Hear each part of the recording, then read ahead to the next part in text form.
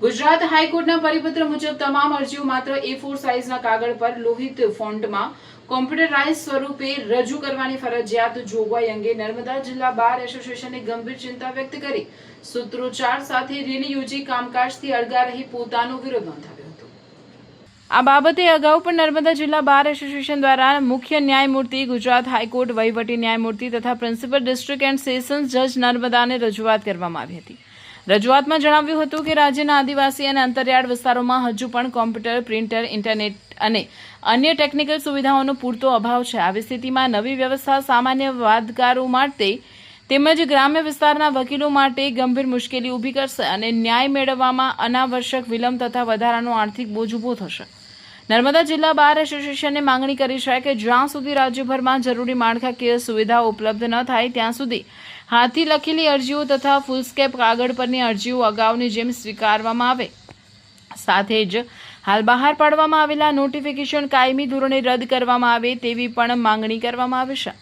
સાથે જ નર્મદા જિલ્લા બાર એસોસિએશન દ્વારા સર્વાનુમતે વધુમાં એવું પણ ઠરાવ કરવામાં આવ્યો છે કે આજથી અનિશ્ચિત સમય સુધી નર્મદા જિલ્લાના વકીલો અદાલતી કામગીરીથી અળગા રહેશે। જો સોમવાર સુધી આ નોટિફિકેશન પરત ખેંચવામાં નહીં આવે તો મંગળવારથી વધુ જ્વલંત અને વ્યાપક આંદોલન શરૂ કરવામાં આવશે।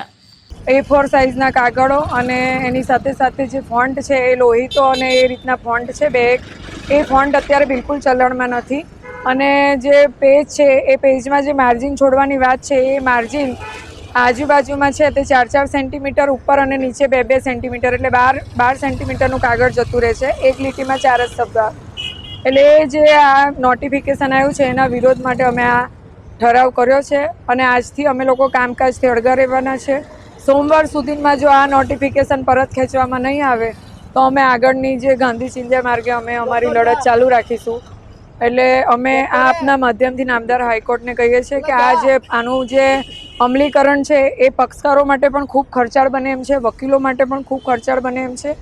આપણો અંતરિયાળ વિસ્તાર છે તો અંતરિયાળ વિસ્તારોમાં આ પોસિબલ નથી।